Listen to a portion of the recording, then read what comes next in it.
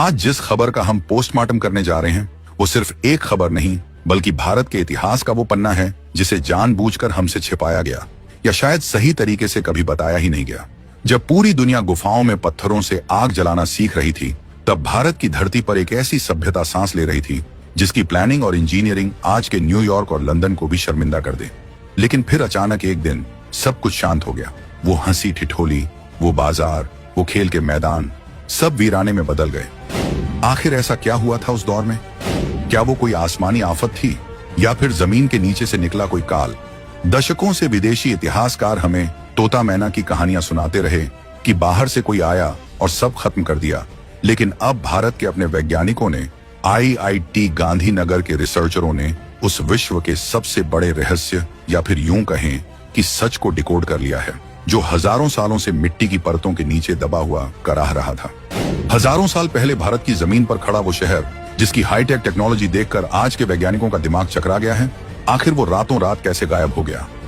IIT Gandhinagar के वैज्ञानिकों ने खोद निकाला पाताल से वो सच जिसने अंग्रेजों और पश्चिमी इतिहासकारों के लिखे झूठ की धज्जियां उड़ाकर रख दी हैं। क्या महाभारत के महायुद्ध और सिंधु घाटी सभ्यता के विनाश का आपस में कोई गहरा कनेक्शन है?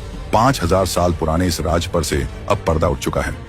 सिंधु घाटी के वो 2000 से ज्यादा शहर जहां नालियां ढकी थीं और मकान पक्के थे, वहां अचानक ऐसा क्या हुआ कि लोग अपने ही घरों को छोड़कर भागने पर मजबूर हो गए? ये खोज इतनी बड़ी है कि इसे सुनने के बाद आपको अपनी भारतीय विरासत पर जो गर्व होगा उसका कोई मोल नहीं है। ये कहानी सिर्फ ईंट पत्थरों के ढेर की नहीं है।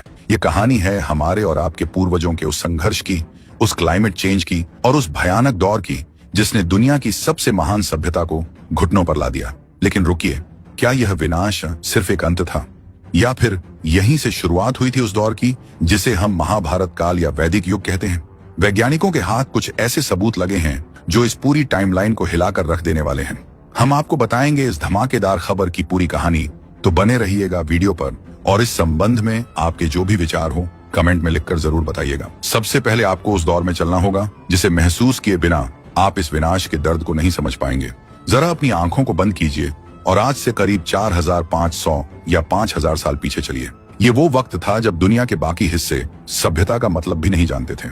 उस वक्त हमारे भारत के पश्चिमोत्तर इलाके में, जिसे आज हम पंजाब, हरियाणा, राजस्थान, गुजरात और पाकिस्तान के सिंध प्रांत के रूप में जानते हैं, वहां एक ऐसी दुनिया आबाद थी जो आज के मॉडर्न आर्किटेक्ट्स के लिए भी एक पहेली है। हम बात कर रहे हैं इंडस वैली सिविलाइजेशन यानी सिंधु घाटी सभ्यता की। ये कोई छोटा मोटा कस्बा नहीं था। इसका दायरा इतना बड़ा था कि इसमें आज का पूरा पाकिस्तान, उत्तर भारत का बड़ा हिस्सा और अफगानिस्तान के कुछ इलाके समा जाते थे। ये मिस्र और मेसोपोटामिया की सभ्यताओं से भी कई गुना बड़ी और भव्य थी। सोचिए, उस जमाने में जब यूरोप के लोग जंगलों में भटक रहे थे, हमारे पूर्वज ग्रिड सिस्टम पर आधारित शहरों में रह रहे थे।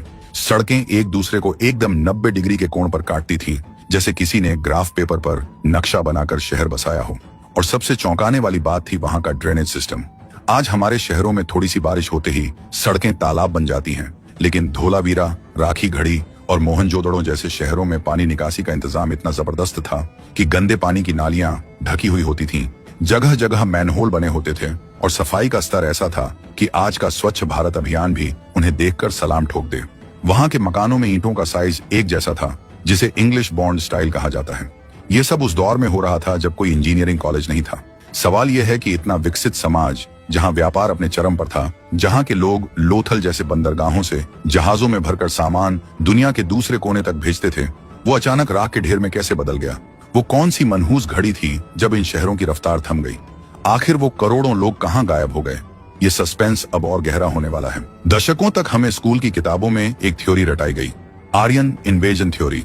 हमें बताया गया कि मध्य एशिया से कुछ लोग घोड़ों पर बैठकर आए, उन्होंने यहाँ के मूल निवासियों पर हमला किया, मारकाट मचाई और इस पूरी सभ्यता को नष्ट कर दिया। यह एक ऐसा झूठ था जिसे अंग्रेजों ने हमें मानसिक गुलाम बनाए रखने के लिए गढ़ा था, ताकि हम यह मान लें कि भारत में सब कुछ बाहर से ही आया है। लेकिन समय का पहिया घूमा और जब विज्ञान की कसौटी पर इस थ्योरी को परखा गया, तो यह झूठ ताश के पत्तों की तरह बिखर गया। खुदाई में मिले कंकालों पर किसी बड़े युद्ध या सामूहिक नरसंहार के निशान उस स्तर पर मिले ही नहीं जो इतनी विशाल सभ्यता को खत्म कर सके। तो फिर आखिर हुआ क्या था? अगर युद्ध नहीं हुआ तो क्या कोई बीमारी फैली थी या फिर कोई बाढ़ आई थी? मोहनजोदड़ो फिल्म में आपने देखा होगा कि एक बड़ी बाढ़ ने सब कुछ खत्म कर दिया।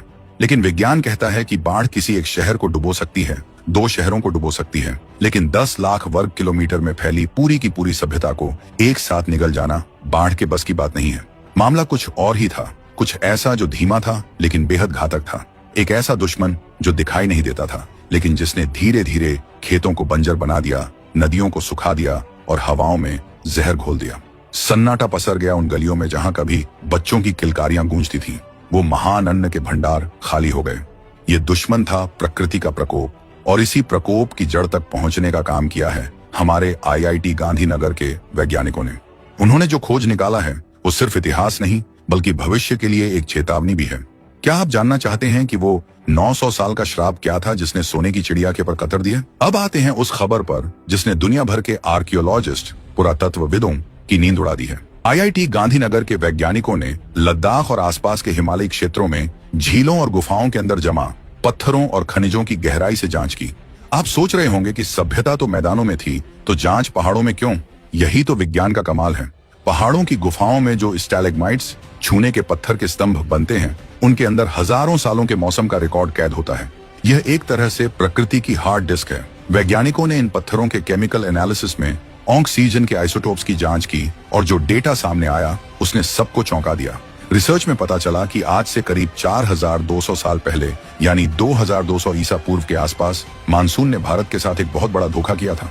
1-2 साल नहीं, बल्कि यह धोखा करीब 200 से 300 सालों तक बहुत गंभीर रहा, और कुल मिलाकर छोटे मोटे टुकड़ों में यह सूखा करीब 900 सालों तक चला। जी हाँ, 900 साल। इसे वैज्ञानिकों ने मेगा ड्रॉट का नाम दिया है। जरा कल्पना कीजिए, जिस समाज की पूरी अर्थव्यवस्था खेती और नदियों पर टिकी हो, वहां अगर बारिश होना बंद हो जाए तो क्या होगा? सिंधु नदी और उसकी सहायक नदियां जो इन शहरों की लाइफलाइन थीं, उनका जलस्तर घटने लगा। जो सरस्वती नदी कभी समुद्र की तरह विशाल होकर बहती थी, वो धीरे धीरे सूखने लगी। IIT की यह स्टडी बताती है कि यह कोई रातों रात होने वाली घटना नहीं थी। यह एक धीमी मौत थी। पहले फसलें खराब हुई, फिर व्यापार ठप हुआ। जो शहर अपनी समृद्धि के लिए जाने जाते थे, वहां भुखमरी ने दस्तक दी। पानी की कमी ने इन हाईटेक शहरों के सीवेज सिस्टम को बेकार कर दिया होगा। बीमारियां फैली होंगी, और अंत में जब पेट की आग नहीं बुझी तो लोगों ने उन आलीशान शहरों को छोड़ने का फैसला किया। यह पलायन किसी डर से नहीं बल्कि जिंदा रहने की मजबूरी में हुआ था। लेकिन कहानी यहीं खत्म नहीं होती। सवाल यह है कि जब ये लोग शहर छोड़कर गए तो गए कहां?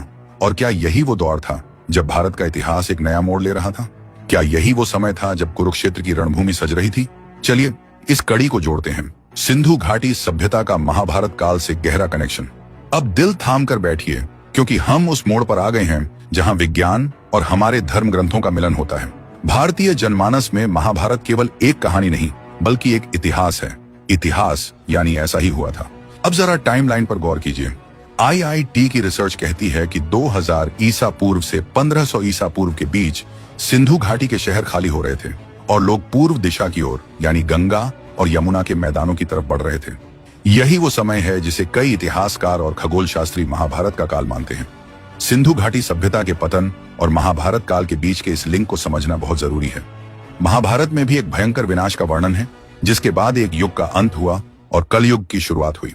क्या यह संभव नहीं कि जो सूखा और संसाधनों की कमी वैज्ञानिकों ने खोजी है, वही उस राजनीतिक और सामाजिक तनाव का कारण बनी हो जिसने महाभारत जैसे महायुद्ध की नींव रखी? जब नदियां सूखती हैं और जमीन बंजर होती है, तो राज्यों के बीच जमीन और पानी के लिए संघर्ष होना तय है।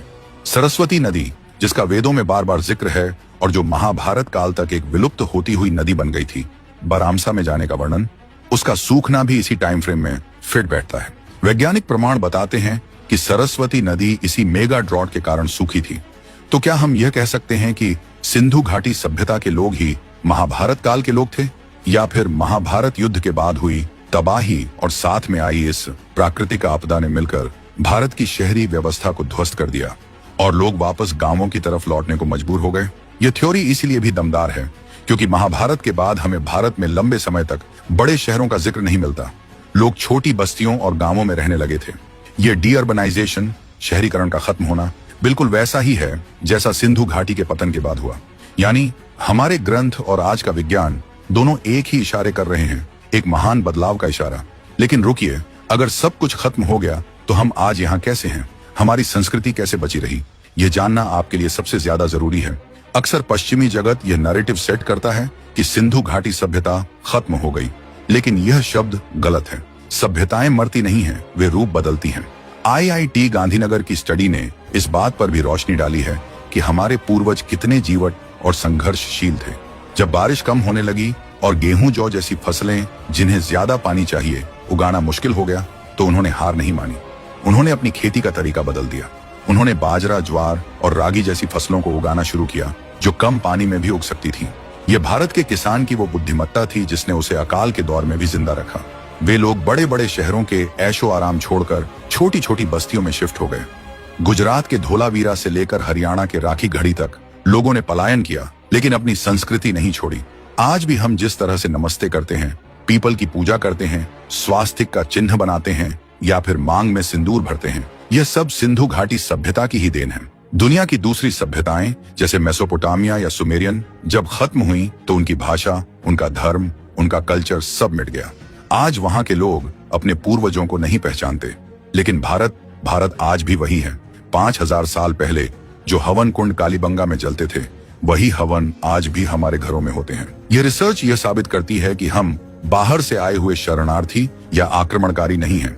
हम उन्हीं महान इंजीनियरों, उन्हीं किसानों और उन्हीं व्यापारियों की संतानें हैं जिन्होंने रेगिस्तान में भी जीवन का फूल खिला दिया था। ये 900 साल का सूखा भी हमारी जड़ों को उखाड़ नहीं पाया। हमने गंगा यमुना के दोआब को अपना नया घर बनाया और वहां से फिर एक नई शुरुआत की जिसने आगे चलकर 16 महाजनपदों और मगध जैसे विशाल साम्राज्यों को जन्म दिया। ये भारत की रेजिलियंस, लचीलापन है जो दुनिया के लिए एक मिसाल है। लेकिन दोस्तों, इस रिसर्च ने जितने जवाब दिए हैं उससे कहीं ज्यादा सवाल भी खड़े कर दिए हैं।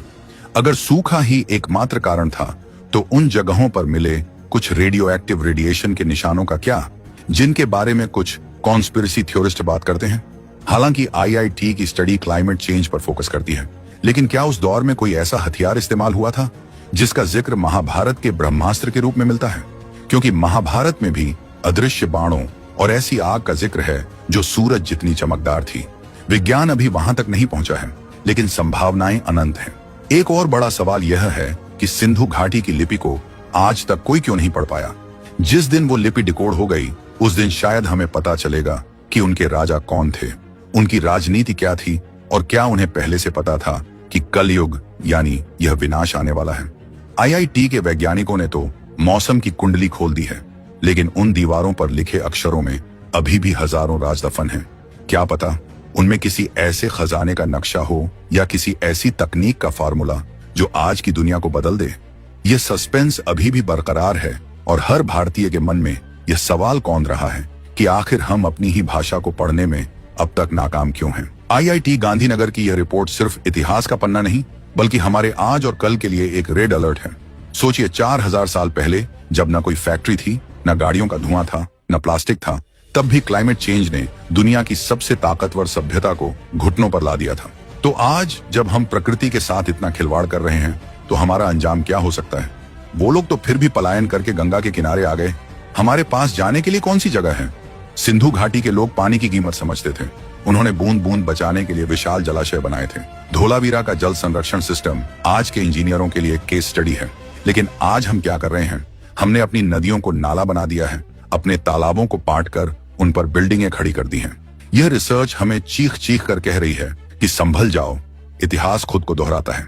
अगर मानसून का पैटर्न फिर बदला, जैसा कि हम आज देख रहे हैं, कभी भीषण बाढ़ तो कभी भयानक सूखा, तो हमारी कंक्रीट की ये इमारतें हमें नहीं बचा पाएंगी। हमारे पूर्वजों ने तो सर्वाइवल का रास्ता खोज लिया था, क्या हम खोज पाएंगे? ये सवाल आज हर उस व्यक्ति को खुद से पूछना चाहिए जो इस धरती पर सांस ले रहा है। तो दोस्तों, ये थी कहानी उस महान भारतीय सभ्यता की जिसे किसी तलवार या बंदूक ने नहीं बल्कि प्यास ने हराया था। IIT गांधीनगर के वैज्ञानिकों ने मिट्टी की परतों से जो सच निकाला है, उसने यह साबित कर दिया है कि भारत का इतिहास गुलामों का इतिहास नहीं, बल्कि विजेताओं और सर्वाइवर्स का इतिहास है। हमने प्रकृति के सबसे क्रूर रूप का सामना किया और फिर भी अपनी संस्कृति को जिंदा रखा। ये 2.2 अरब बैरल तेल या सोने की खदानों से भी बड़ी खोज है, क्योंकि यह हमारी पहचान की खोज है। सिंधु घाटी की वो सूनी गलियां आज भी हमसे कुछ कहना चाहती हैं। वो हमें बता रही हैं कि तकनीक कितनी भी आगे बढ़ जाए, प्रकृति से बड़ा कोई नहीं है। और वो हमें यह भी याद दिला रही हैं कि हम उस महान सनातन परंपरा के वारिस हैं जो विनाश के बाद भी सृजन करना जानती है। महाभारत का युद्ध हो या सरस्वती का सूखना, भारत हर बार राख से फीनिक्स पक्षी की तरह उठ खड़ा हुआ है। अब बारी आपकी है। क्या आपको लगता है कि सिंधु घाटी सभ्यता और महाभारत काल एक ही थे? क्या आपको लगता है कि हमें अपने इतिहास को फिर से लिखने की जरूरत है, जो अंग्रेजों के चश्मे से नहीं बल्कि विज्ञान और भारतीय दृष्टिकोण से देखा गया हो? और क्या हम आज के क्लाइमेट चेंज से निपटने के लिए अपने पूर्वजों की तकनीकों से कुछ सीख सकते हैं? जो भी आपके दिल में हो, बिना झिझक कमेंट बॉक्स में लिख डालिए। आपके हर एक कमेंट को मैं खुद पढ़ता हूँ। और हाँ, जाने से पहले एक छोटी सी गुजारिश, अगर इस वीडियो ने आपके रोंगटे खड़े किए हों, अगर आपको अपनी भारतीयता पर थोड़ा और गर्व महसूस हुआ हो, तो इस वीडियो को लाइक जरूर कीजिएगा। इसे अपने दोस्तों, परिवार और हर उस शख्स के साथ शेयर कीजिए जो भारत के असली इतिहास को जानना चाहता है। लेकिन रुकिए, अभी कहानी खत्म नहीं हुई है। अगले वीडियो में हम आपको ले चलेंगे समुद्र की गहराइयों में, जहां भगवान कृष्ण की नगरी द्वारका आज भी सो रही है। क्या नासा की सैटेलाइट्स ने वहां कुछ ऐसा देखा है जिसे दुनिया से छिपाया जा रहा है? क्या द्वारका के अवशेषों में छुपा है कलयुग के अंत का राज? उस रहस्यमयी दुनिया की सैर करने के लिए और सच से रूबरू होने के लिए चैनल को अभी सब्सक्राइब कर लीजिए और बेल आइकन दबाना मत भूलिएगा। मिलते हैं अगले धमाकेदार वीडियो में। तब तक के लिए जय हिंद, जय भारत।